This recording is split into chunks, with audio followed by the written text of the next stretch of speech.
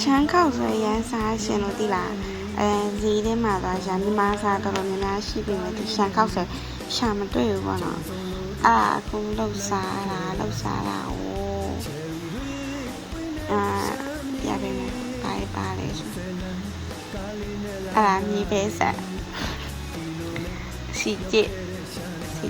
ပြီးရင်အဲ့ဒါကဝတ်သားနဲ့ချက်တာကိုယ်တိုင်လောက်တာတယောက်တည်းလောက်ကျွတ်တော်မင်းနဲ့နန်းပင်ကျွတ်တော်မင်းနဲ့မုံကြီးချင်းကိုယ်တိုင်တည်ထားတာမုံကြီးချင်းပါလဲဝယိုပြုတ်တာဝယိုဟင်းရင်လောက်ထားတာဂျင်းလေးစပလင်းလေးနဲ့ရန်စားကောင်းရမ်းမွေးတော့ခဏကြာရင်ဘလို့လှုပ်စားနေကြည့်လိုက်အဲ့မှာတွေ့လားစားကောင်းတာပဲဘလောက်တောင်ကျမငတ်နေလဲကြည့်ရန်စားကောင်းနေဒီလားယူကျိုဆရာတင်ပြီးလောက်တာ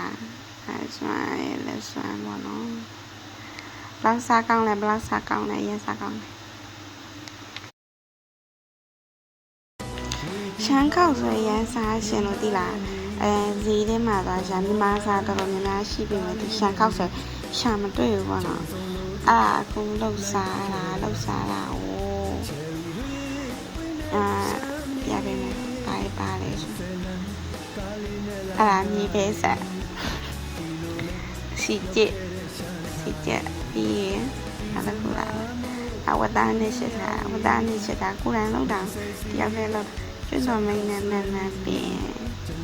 ကျွတ်တော်မင်းနဲ့မုံကြီးချင်းကိုယ်တိုင်တည်ထားတာမုံကြီးချင်းပါလဲဝယိုပြုတ်တာဝယိုဟင်းရင်လောက်ထားတာဂျင်းလေးစပလင်းလေးနဲ့ရန်စားကောင်းရမ်းမွေးတော့ခဏကြာရင်ဘလို့လှုပ်စားနေကြည့်လိုက်အဲ့မှာတွေ့လား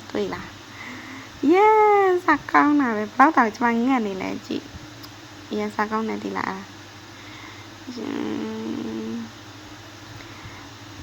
ယူကျိုဆရာတင်ပြီးလောက်တာ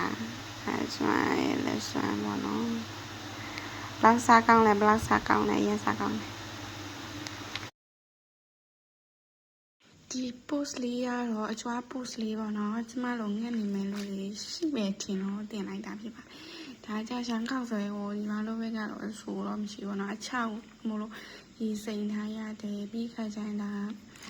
ကျုပ်ပင်ငယ်ပြီးပါဒါကမြေပဲဆံမဟုတ်ကြိတ်ရတာဒါကစီချစ်ပါ